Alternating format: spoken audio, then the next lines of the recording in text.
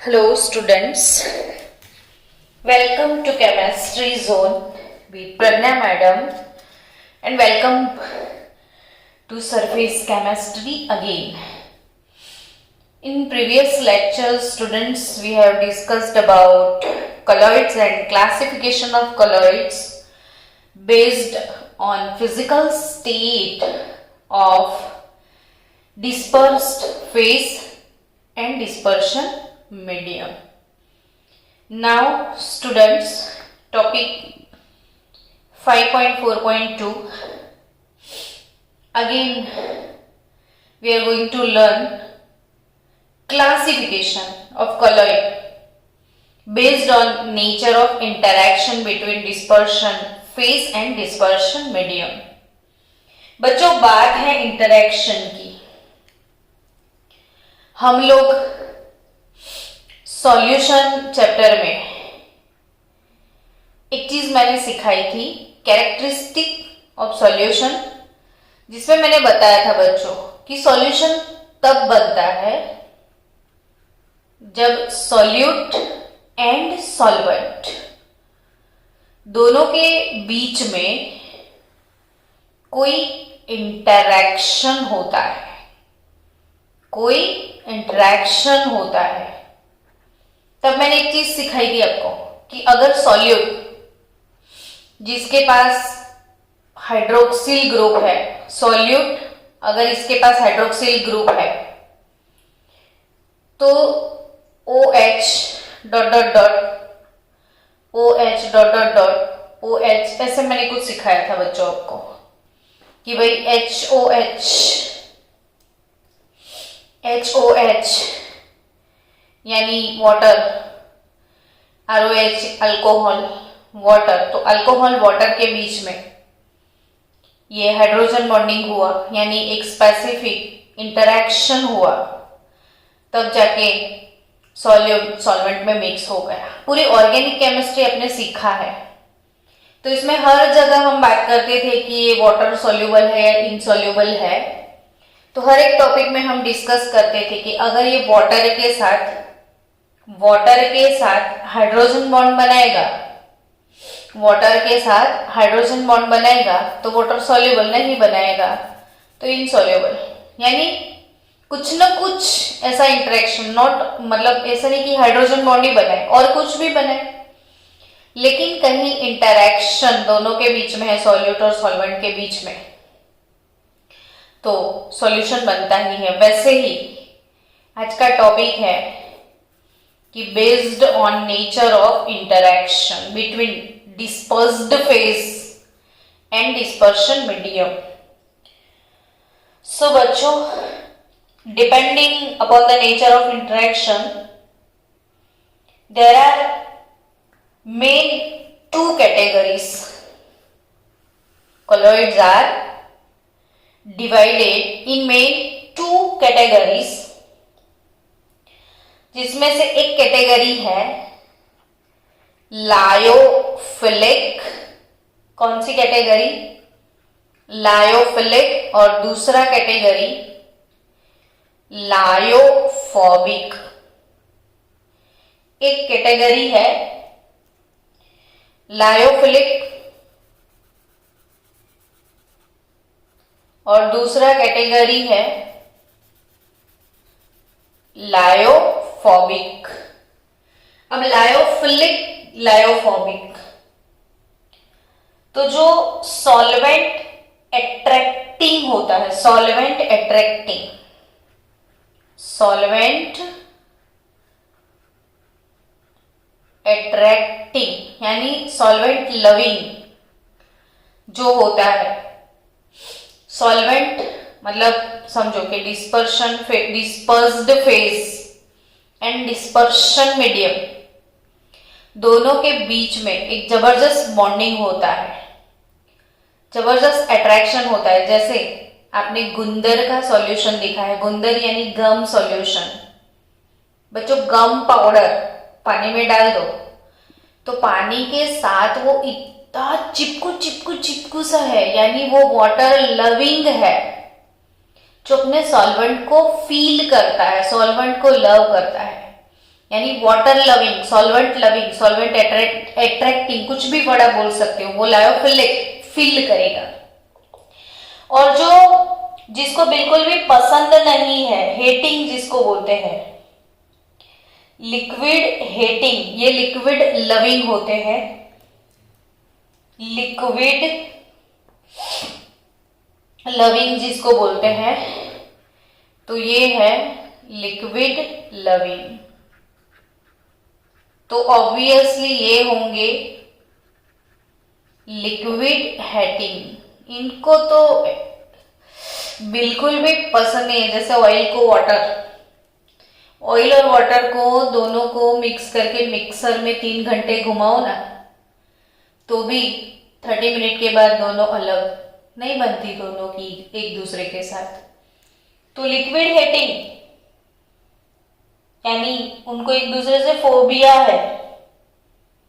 Solvent rappelling जिसको बोले अब, तो सॉल्वेंट रेपेलिंग जो भी है वो लायोफोबिक, सॉल्वेंट एट्रैक्टिंग जो भी है वो लायोफिलिक, सॉल्वेंट रेपेलिंग जिसको बोलेंगे वो है लायोफोबिक। अब मैं बात करूंगी सबसे पहले कैरेक्टरिस्टिक ऑफ लायोफिलिक कॉलॉइड कि कौन कौन सी कैरेक्टरिस्टिक है लायोफिलिक की। चलो बात कर ली उसकी। तो सबसे पहले the word lyophilic means liquid loving, वो बात मैंने ऑलरेडी बता दी आपको। Now colloid salts directly formed by mixing substances like gum, gelatin, starch, rubber। क्योंकि ऑलरेडी वो लिक्विड लविंग है, लायोफिलिक सॉल्ट की मैं बात कर रही हूं। फॉर एग्जाम्पल गम पाउडर है आपके पास, या फिर जिलेटिन है,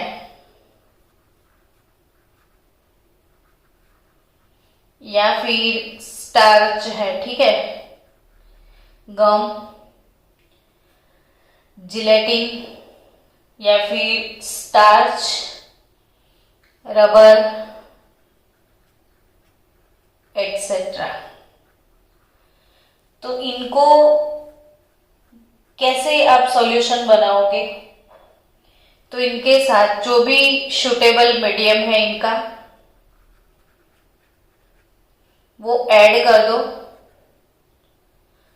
सिंपल, कुछ नहीं करना है, ये पाउडर को मीडियम में ऐड करके स्टर कर दो, सॉल्व रेडी। कोई मेहनत नहीं। पानी लो, गम पाउडर डालो, just shake well, gum solution is ready.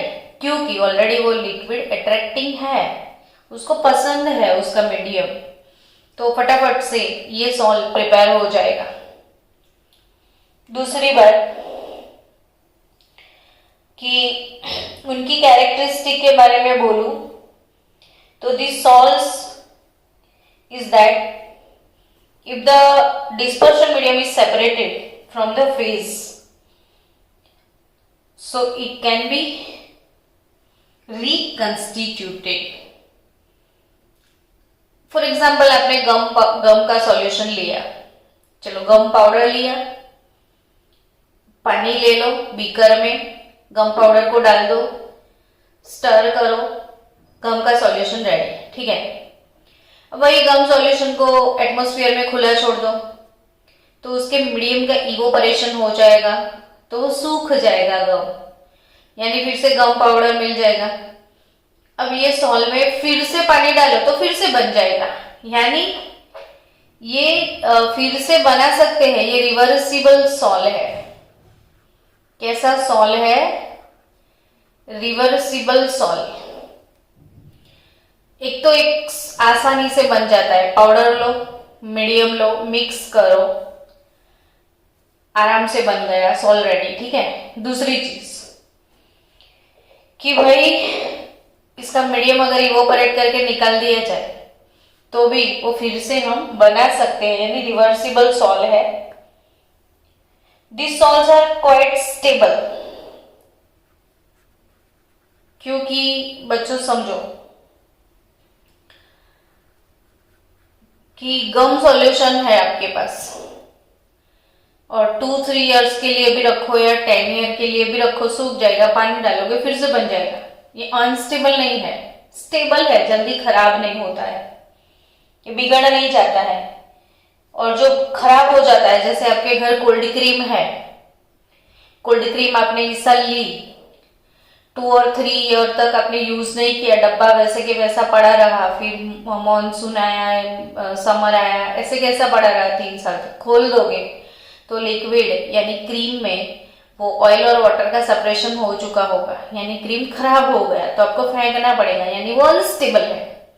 और जो खराब हो गया, इसके लिए हम वर्ड यूज करेंगे कोएगुलेशन। जैसे दूध है, मिल्क, तो मिल्क एक कॉलोइड सॉल्यूशन है ना। अब मिल्क में आप लेमन जूस डाल दोगे तो हम अपनी लैंग्वेज में बोलते हैं ना, दूध फट गया, लेकिन वो फट गया केमिस्ट्री में क्या, तो इट्स अ कोएगुलेशन, यानी वो खराब हो गया।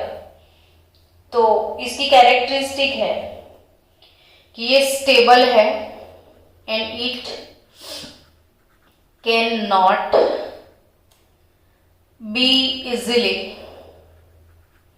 It can not be easily coagulated.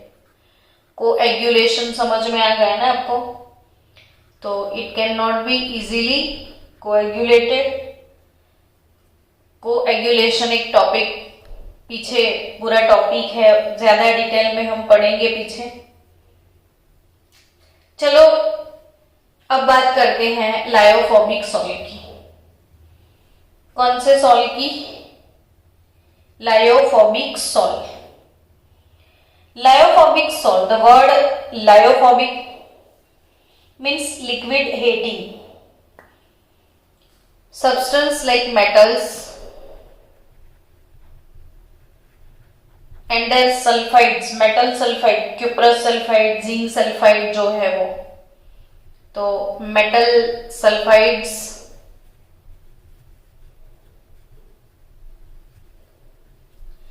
metal sulfide etcetera.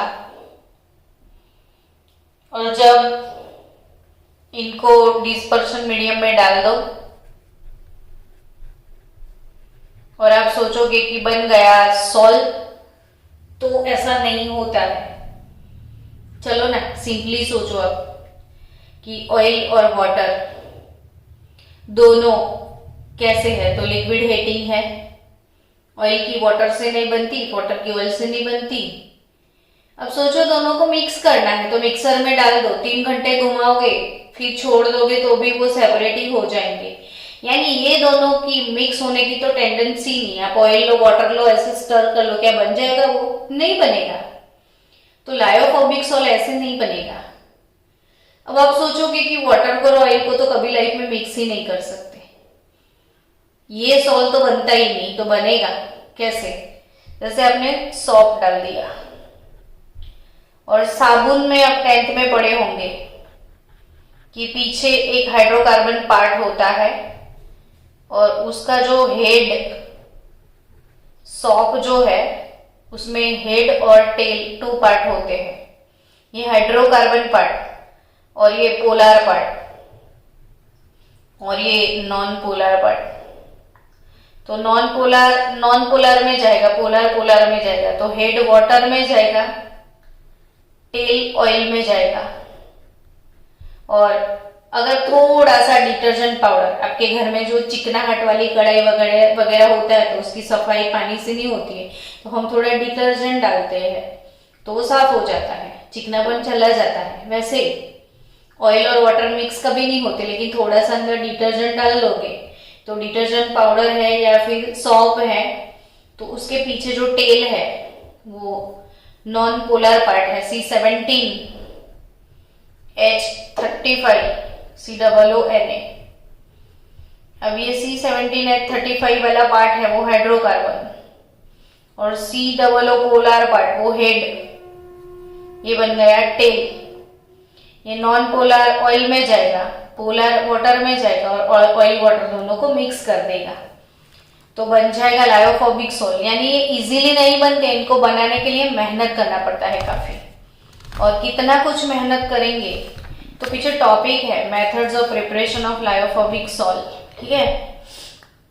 चलो बच्चों, तो लायोफोबिक सॉल्ट जो है वो अनस्टेबल होते हैं। उनकी कैरेक्टरिस्टिक के बारे में मैं बोलूं तो लायोफोबिक सॉल्ट्स आर अनस्टेबल, जल्दी से खराब हो जाएंगे। These salts are ready, these salts are readily precipitated, यानी जल्दी से कोएगुलेटेड हो जाते हैं। ये कोएगुलेशन हो जाता है इसका, जल्दी से वो खराब हो जाते हैं, ऑयल वाटर सेपरेट हो जाते हैं। और ये इरिवर्सिबल है। एक बार ऑयल और वाटर को मिक्स कर दिया, चलो सॉल्ट डाल दिया, ऑयल और वाटर मिक्स हो गए। अब आपको इच्छा हो गई कि नहीं फिर से दोनों को सेपरेट करना है, नहीं होगा। तो ये कैसा सॉल्ट है? इरिवर्सिबल। कैसा सॉल्ट है? इरिवर्सिबल सॉल्ट है ये, फिर से वो लोग सेपरेट नहीं होंगे।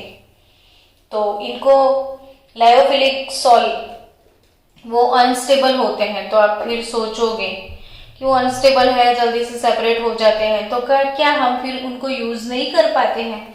तो कर पाते हैं ना। आपके घर में कोल्ड क्रीम है ना, आप यूज करते हो कोल्ड क्रीम को, तो फिर कैसे किया जाए? तो इनके लिए कोई थर्ड सब्सटेंस ऐसा कि जिसको स्टेबलाइजिंग एजेंट बोले, कि इनको स्टेबल रखें। तो जो वो वाले सॉल्ट को स्टेबल रखता है, वैसे सब्सटेंस को क्या बोला जाता है? Stabilising agent. तो ऐसे सॉल्ट के अंदर स्टेबलाइजिंग एजेंट अगर डाल दिया तो लॉन्ग टर्म स्टेबल रहेगा, ठीक है। यानी उसको प्रिजर्वेटिव भी बोल सकते हो, जो लायोफोबिक सॉल्ट के प्रिजर्वेशन के लिए हम डालते हैं, या स्टेबलाइजिंग एजेंट भी आपको बोल सकते हो। चलो बच्चों, अब नेक्स्ट टॉपिक की तरफ जाए। तो हमारा नेक्स्ट टॉपिक जो है वो अगेन क्लासिफिकेशन है। तो क्लासिफिकेशन, नेक्स्ट टॉपिक भी क्लासिफिकेशन। तो यस, हमने पहले तो बोल दिया था कि क्लासिफिकेशन क्राइटेरिया जो है, मेन 3 क्राइटेरिया है। एक तो फिजिकल स्टेट वाला, दूसरा है नेचर ऑफ इंटरैक्शन, और तीसरा types of particle of the dispersed phase. Okay, तो बच्चों, depending upon the type of the particle of the dispersed phase, depending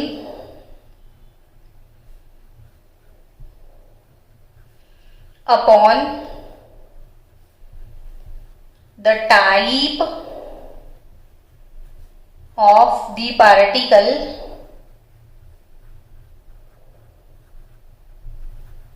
of dispersed phase,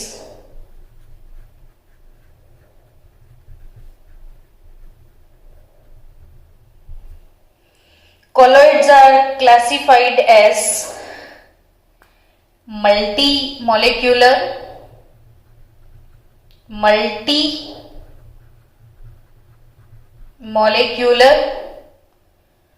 दूसरा मैक्रोमोलेक्यूलर,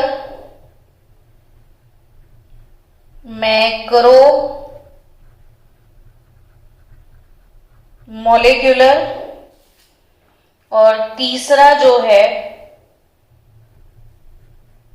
एसोसिएटेड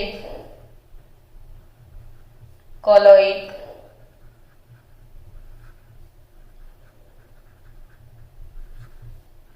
समझ गए? यानी फिर से ये 3 टॉपिक आपको पढ़ने हैं, है ना। 3 topic, multi molecular colloid, macromolecular colloid और एसोसिएटेड कॉलॉइड। चलो, सबसे पहला कौन सा स्टार्ट करें? तो ऑब्वियसली आप बोलने वाले हो मल्टी मॉलिक्यूलर। कौन सा सबसे पहले स्टार्ट करेंगे हम? Multi molecular. अब मेरे स्टूडेंट ढूंढने लगे होंगे मल्टी मल्टी क्या है, ये मल्टी मल्टी। तो मल्टी यानी सो मैनी, है ना। मल्टी मॉलिक्यूलर, मल्टी यानी सो मैनी। तो on dissolution a large number of atoms or a smaller molecule of a substance aggregate together। देखो ऐसे छोटे छोटे छोटे छोटे छोटे छोटे छोटे बहुत सारे मॉलिक्यूल और एटम का कॉम्बिनेशन हो जाता है और एक बड़ा सा पार्टिकल बन जाता है जिसकी साइज 1 नैनोमीटर से लेके 1000 नैनोमीटर के बीच में आ जाती है। मल्टी मॉलिक्यूलर यानी कि a large number of atoms और स्मॉलर मॉलिक्यूल्स। तो अगर जिस कॉलोइड का पाउडर आपको जो कॉलोइड आपको बनाना है, आपने लिया डिस्पर्शन मीडियम। डिस्पर्शन मीडियम में आप डालने वाले हो फेस, डिस्पर्स्ड फेस। अब होगा क्या कि डिसोल्यूशन करते ही छोटे छोटे छोटे छोटे छोटे छोटे लोगों का कॉम्बिनेशन एक बड़े बड़े बड़े पार्टिकल में हो जाए। छोटे छोटे छोटे छोटे पार्टिकल एग्रीगेट होके एक बड़ा बड़ा स्पीसीज बनाए, और वो बड़ा स्पीसीज जिसका साइज, वो बड़ा स्पीसीज जिसका साइज 1 नैनोमीटर से 1000 नैनोमीटर की रेंज में पड़ेगा। 1 नैनोमीटर टू 1000 नैनोमीटर की रेंज में आ जाएगा। तो ये जो पार्टिकल्स आपको दिखते हैं ना बच्चों, ये छोटे छोटे लोगों का कॉम्बिनेशन होके बनता है। जैसे मैं कॉम्बिनेशन की बात करूं तो मुझे आदत है कि अपने टॉपिक के साथ साथ पुरानी चीजें भी थोड़ी बहुत रिवाइज हो जाए। भूल भी गए होंगे लेकिन मुझे फिर से बताना है कि सपोज चलो मैंने बेंजोइक एसिड को डिसॉल्व किया केरोसिन में, ठीक है। बेंजोइक एसिड को डिसॉल्व किया केरोसिन में, भूल मत जाना, ये याद रखना। तो benzoic acid C6H5C double bond O OH, फिर C6H5C double bond O OH, और फिर ऐसे डाइमर बनता था। क्या बन जाता था? डाइमर, यानी दो दो मॉलिक्यूल का एक बंच बनता था। वैसे समझ गए आप कि बेंजोइक एसिड को केरोसिन में डिसॉल्व करते ही ऐसे ऐसे डाइमर बनने लगते थे। वैसे ही वो पाउडर होगा, लेकिन जब उसका डिसोल्यूशन किया जाएगा तो छोटे छोटे छोटे एटम्स या छोटे छोटे मॉलिक्यूल एक दूसरे के साथ ऐसे कंबाइन होके बड़े बड़े स्पीसीज डेवलप करने लग जाएंगे, जिसे आप बोलोगे मल्टी मॉलिक्यूलर कॉलोइड। तो the species thus formed are multi molecular colloid. And इसका कोई एग्जाम्पल है क्या मैडम? तो गोल्ड सॉल, आपको एग्जाम्पल याद रखने हैं। कौन सा एग्जाम्पल मैंने बोला? Gold sol. फिर दूसरा कोई एग्जाम्पल है तो सल्फर सॉल। बच्चों MCQ बजर बज चुका है। एमसीक्यू के लिए याद रखना कि गोल्ड का सॉल और सल्फर सॉल। याद करवा दो फिर से, गोल्ड सॉल और क्या, sulphur sol, gold sol and sulphur sol. आपको याद है सल्फर एटम S8 होता है, सल्फर का जो स्पीसीज है ना वो S8। तो more of S8 sulphur molecule, बहुत सारे सल्फर S8 के मॉलिक्यूल का कॉम्बिनेशन होने के बाद एक ऐसा स्पीसीज बनेगा जो कि कॉलॉइड की हद में होगा। 1 नैनोमीटर से 1000 नैनोमीटर की बॉर्डर में होगा, साइज इसका बड़ा हो जाएगा। चलो वैसा ही मल्टी मॉलिक्यूलर के बाद दूसरा, तो मल्टी के बाद है दूसरा मैक्रो। मैक्रो मॉलिक्यूलर, जैसे मल्टी मल्टी क्या है तो ये बहुत सारे, तो मल्टी, तो मैक्रो, मैक्रो क्या है ना।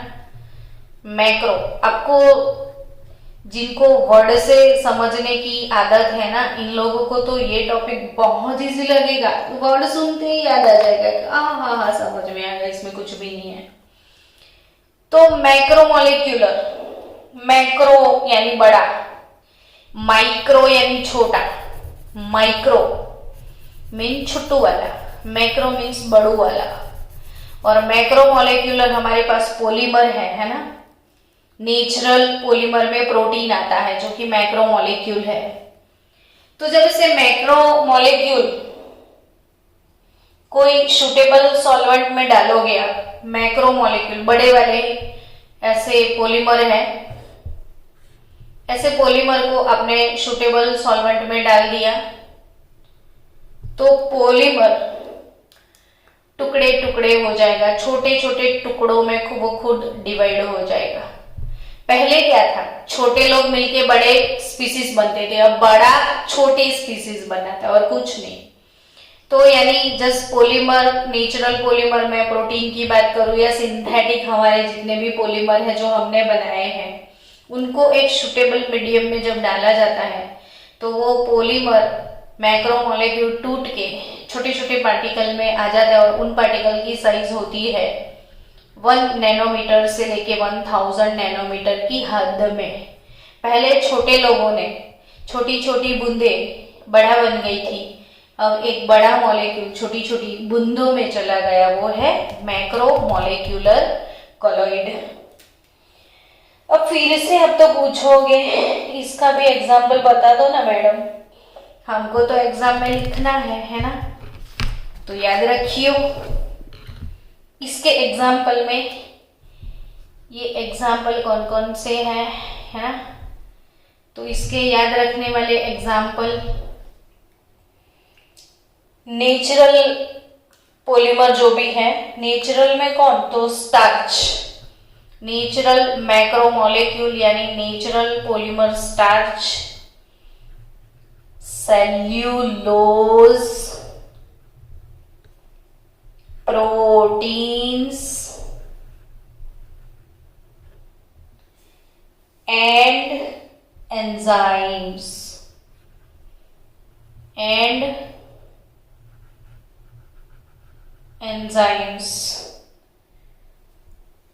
ये नेचुरली अकरिंग जो कुदरत में बनते हैं खुद, और हमारी प्रोडक्ट जो हमने बनाई है, वैसे कोई भी नायलॉन, पॉलीथीन, 2-4 लिख देना आपने, तो पता तो है आपने क्या क्या बनाया था पॉलीमर चैप्टर में। तो पॉलीथीन, पॉलीएस्टर, फिर आप लिख सकते हो जो भी आपको नाम याद आते हैं, पॉलीस्टाइरीन, तो पॉलीस्टाइरीन, ये सब। चलो बच्चों, नेक्स्ट सुपर थियरी वो है associated colloid. Next best theory कौन सा पढ़ने के लिए अब जा रहे हो, एसोसिएटेड कॉलॉइड। ये बहुत अच्छा टॉपिक है, इसे अच्छे से समझते हैं। चलो बी रेडी, सो गए हो तो जाग जाओ, associated colloid. अब स्टूडेंट associated colloid, तो associated colloid यानी मिसेल,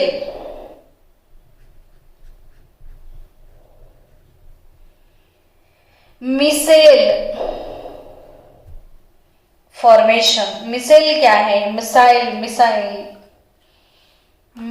है भाई, मिसाइल आपके लिए मिसेल वर्ड याद रखना। मैं 3 4 10 बार बोल गई मिसेल इसलिए कि आप भूल मत जाना। एसोसिएटेड कोलॉइड, नाम से ही पता चल गया होगा ना, कुछ एसोसिएट होता होगा, है ना। ये एसोसिएटेड कोलॉइड, तो ये एक इंपॉर्टेंट शॉर्ट नोट है बोर्ड के लिए। इसमें से एमसीक्यूज आ सकते हैं, सो ये पक्के से लर्न करना। ये वेरी मोस्ट आईएमपी क्वेश्चन में कंसीडर किया जाता है। This is most IMP question. चलो स्टार्ट करते हैं। तो there are some substances. There are some substances which at low concentration,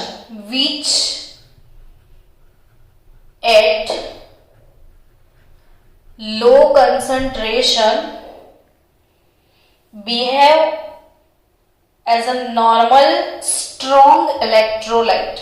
Behave as a normal strong electrolytes.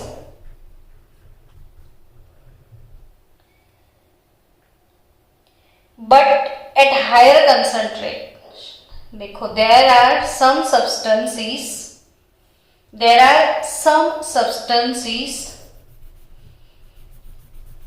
at low concentration, at lower concentration behaves like a strong electrolyte,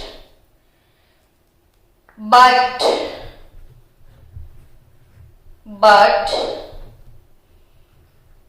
at higher concentration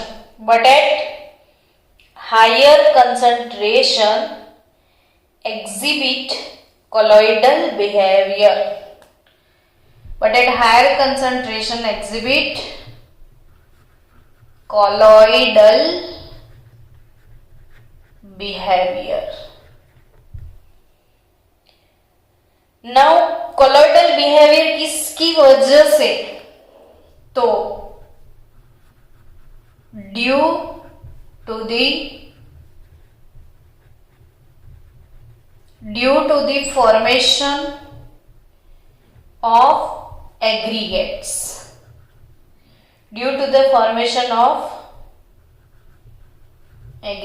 तो अब ये aggregates कैसे बनते थे? Lower concentration है तो doesn't matter, कुछ नहीं होगा, लेकिन इनका कंसंट्रेशन अगर थोड़ा इंक्रीज किया तो इनके छोटे पार्टिकल जो एक दूसरे के नजदीक आ जाएंगे और एक बड़ा सा एग्रीगेट बन जाएगा। तो ऐसे कोलॉइड को हम एसोसिएटेड कोलॉइड्स बोलते हैं। These are known as associated colloid. फिर से देखो ध्यान से बच्चों कि there are some substance at low concentration behave like a strong electrolyte, but at high concentration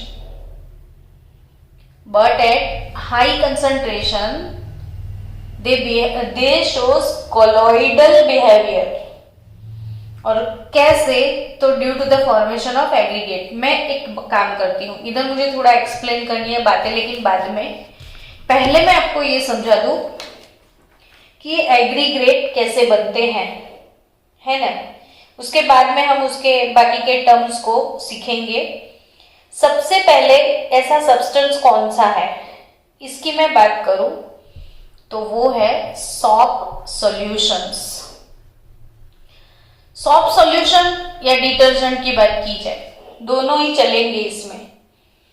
तो एक्चुअली सॉप जो है ना बच्चों, ये होते क्या है, साबुन की शक्ल में निकला सारा झाग, तो वो साबुन की शक्ल में अंदर होता क्या है, तो साबुन इज नथिंग बट सोडियम और पोटाशियम, सोडियम और पोटाशियम सॉल्ट, सोडियम और potassium salt of a higher fatty acid, of a higher fatty acid. समझ गए? What is soap solution? तो बच्चों soap is nothing but sodium and potassium salt of a higher fatty acid. For example, तो for example बच्चा, जैसे अभी इसको represent करें तो RCOONA है ना, क्या लिखेंगे इसके लिए जनरल फॉर्मूला RCOONA। जैसे फॉर एग्जाम्पल सोडियम स्टीयरेट की मैं बात करूं, किसकी बात, सोडियम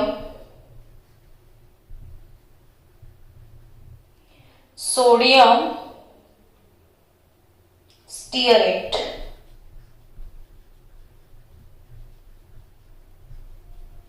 चलो, सोडियम स्टीयरेट यानी CH3, CH216, C16 और ये C17, H35, COO minus Na+।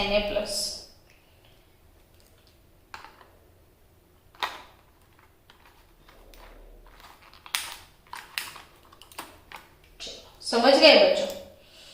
तो CH3, CH216, COO minus Na+, sodium stearate. अब बच्चों सोडियम स्टीयरेट की मैं बात करूं तो C17H35 है ना। चलो, तो इधर से हम C17H35 C1 2 3 4 5 6 7 8 9 10 11 12 13 14 15 16 और 17 और ये COO माइनस, तो ये अपना नेगेटिव रेडिकल हो गया सोडियम स्टीयरेट, जिसमें से बच्चों ये जो पार्ट है ना COO माइनस वाला, कौन सा पार्ट, COO माइनस वाला पार्ट, ध्यान से देखना समझना। COO माइनस, अब सबको एक चीज पता है कि कार्बन डबल बॉन्ड O होगा, C डबल बॉन्ड O होता है तो ऑक्सीजन नेगेटिव होता है, कार्बन पॉजिटिव होता है। अब जिसमें पोल होते हैं वो पोलर, तो ये पार्ट कैसा है, पोलर, और ये हाइड्रोकार्बन पार्ट कैसा है, नॉन पोलर। ये नॉन पोलर पार्ट, ये पोलर पार्ट। नॉन पोलर को हम बोल देंगे टेल, टेल जाता है तेल में, टेल जाएगा तेल में, टेल कहां जाएगा, तेल में। तेल में क्या होता है, मैल होता है, मैल यानी कचरा, डर्ट जो है मैल। आप अपनी लैंग्वेज में समझना, टेल गोज इनटू तेल, तेल में होगा मैल। समझ गए? यानी ये समझो कि ये वाला जो पार्ट है ना बच्चों नॉन पोलर, टेल यानी ऑयल में जाता है, ये ऑयल, और ऑयल जो है वो नॉन पोलर है, और ये नॉन पोलर पानी से रेपेल करता है, यानी ये पार्ट हाइड्रोफोबिक पार्ट है। और पोलर सब्सटेंस पोलर में जाता है और वाटर पोलर है, तो ये पार्ट हाइड्रोफिलिक है। हेड जो है, हेड हाइड्रोफिलिक, इसका हेड कैसा है बच्चों? हाइड्रोफिलिक। और इसका टेल कैसा है? हाइड्रोफोबिक। साबुन की शक्ल में ये तो निकले दो पार्ट, एक टेल और एक हेड। अब बच्चों ये है मैल। आपकी शर्ट के ऊपर दाग लग गया है, दाग, और जब आपने साबुन अप्लाई किया तो जो दाग है यानी मैल होता है तेल की वजह से। बॉडी का तेल इधर चिपकता है कॉलर पे, शर्ट की स्लीव्स पे ज्यादातर, और वहां फिर डर्ट लग जाता है, मिट्टी ऑयल में मिक्स होती है तो वो मैल बन जाता है। अब साबुन को जैसे ही आपने डाला या लगाया तो साबुन की जितनी भी टेल थी वो सारी टेल एक एग्रीगेट बना रही है। देखो, साबुन की सारी टेल ऐसे एग्रीगेट यानी बंच, लगभग 100 लोगों मिलके 100 जो मॉलिक्यूल है, 100 जितनी टेल अंदर घुस जाती है। इतने सोल्जर ये मिसाइल बना लेते हैं, 100 जितने सोल्जर्स। और सबका ना बच्चों हेड वाला पार्ट, सबका हेड वाला पार्ट ऐसे बाहर रहेगा और टेल वाला पार्ट टेल में यानी मैल में चला जाएगा। अब पानी डालोगे तो होगा क्या? जब डाल दिए हो पानी तो क्या सोचने का, पानी से जाएगा इसका हेड। जब पानी डाला, हेड जाएगा पानी में, हेड के साथ टेल जाएगा, टेल के साथ तेल जाएगा, तेल के साथ मैल जाएगा। आया समझ में? तेल के साथ तेल, तेल के साथ मैल जो है वो चला जाएगा। और ये कोलॉइड, देखो बहुत सारे लोगों ने एक एग्रीगेट बनाया तो ये कोलॉइड बन गया, यानी साबुन की मैकेनिज्म आपको कंप्लीटली समझ में आई। तो दिस आयोनिक मिसाइल बोलते हैं इसको। कौन सी मिसाइल बोलते हैं बच्चों इसे? Ionic missile. ये मिसाइल है, मिसाइल्स जो कि मैल को कपड़े से बाहर निकाल देता है। ये मिसाइल मैल को फोड़ देता है, मैल के साथ टेररिज्म करता है, मैल निकल जाता है। अपना ये हो गया एसोसिएशन, इसलिए इसको बोला जाता है एसोसिएटेड कोलॉइड।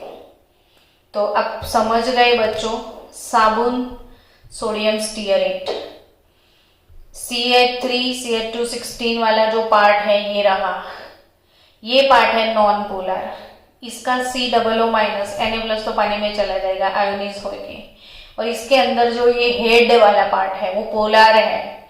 हेड फील करता है पानी को, टेल जो है वो तेल में घुसता है, हेड जो है पानी में जाता है।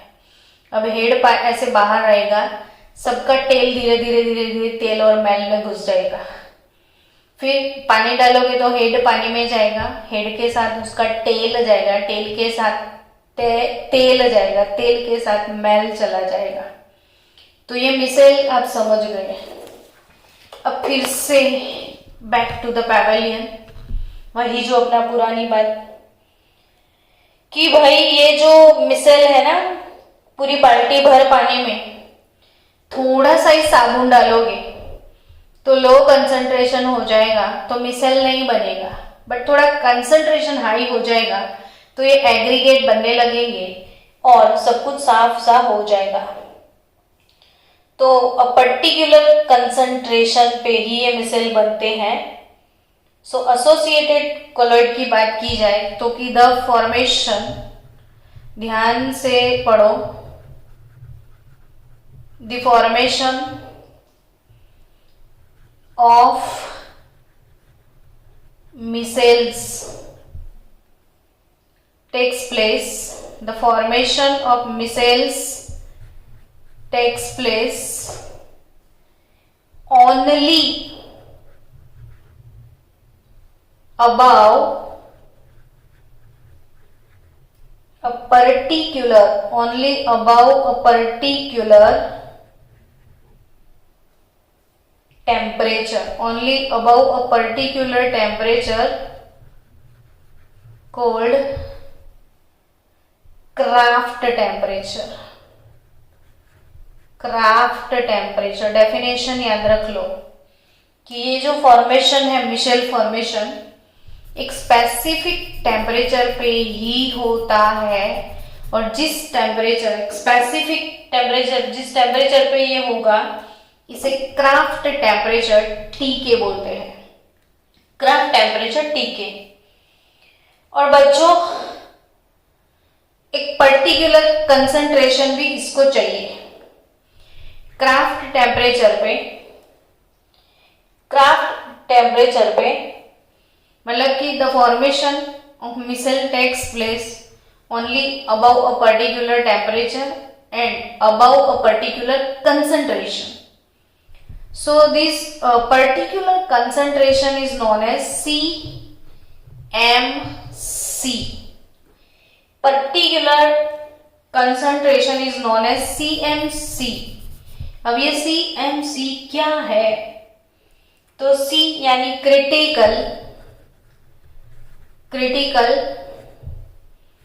M यानी मिसल एंड C यानी कंसंट्रेशन. तो CMC मतलब क्रिटिकल मिसेल कंसंट्रेशन. सो बच्चों क्रिटिकल मिसेल कंसंट्रेशन यानी एक स्पेसिफिक कंसंट्रेशन पे ही मिसेल का फॉर्मेशन होता है.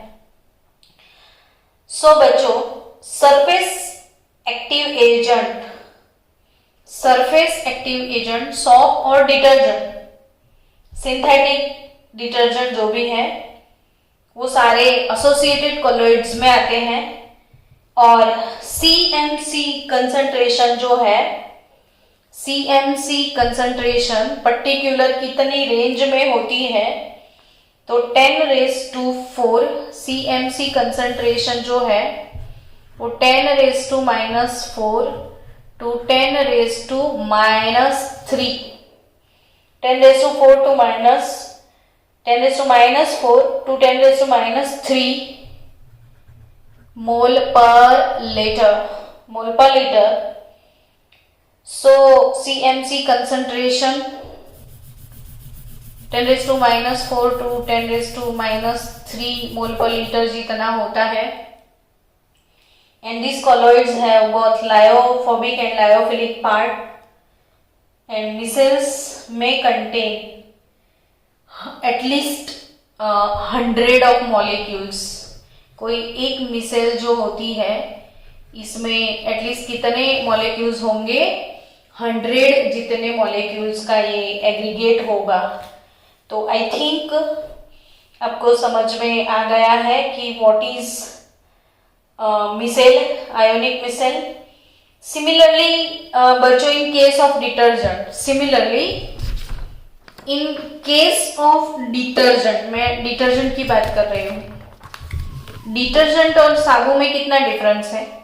तो detergent sodium potassium salt of fatty acid होते हैं, कार्बोक्सिलेट सॉल्ट इसमें होते हैं, सॉप में कार्बोक्सिलेट होते हैं. डिटर्जेंट की बात करूं तो सोडियम लॉरिल सल्फेट, हमने केमिस्ट्री का जो लास्ट चैप्टर है ना बच्चों, केमिस्ट्री एवरीडे लाइफ में डिटर्जेंट टॉपिक सीखा हुआ है, पढ़ा हुआ है. Sodium lauryl sulphate LAS, shortcut में क्या बोलते थे? सोडियम का S, लॉरिल का L, sodium lauryl sulphate SLS. Sodium lauryl sulphate CH3 CH211 SO4 Na+. ये सोडियम लॉरिल सल्फेट है. इसके पास ये जो सल्फेट वाला पार्ट है ना, ये वाला सल्फेट वाला पार्ट, ये पोलर पार्ट है, हेड बन जाएगा ये, और ये वाला पार्ट टेल बन जाएगा। और टेल बच्चों, टेल हाइड्रोफोबिक होता है। टेल हाइड्रो यानी पानी, और जो हेड है वो पानी यानी पानी को फील करता है, हाइड्रोफिलिक होता है। तो डिटर्जेंट भी आप पानी में डालोगे तो पानी के अंदर सबके हेड चले जाएंगे ऐसे, और सबके टेल ऐसे खुले रहेंगे जो कि टेल और मेल में चले जाएंगे। तो स्टीयर इट एंड वाटर, और ये डिटर्जेंट के सल्फेट वगैरह कोई भी आप समझ चुके हो।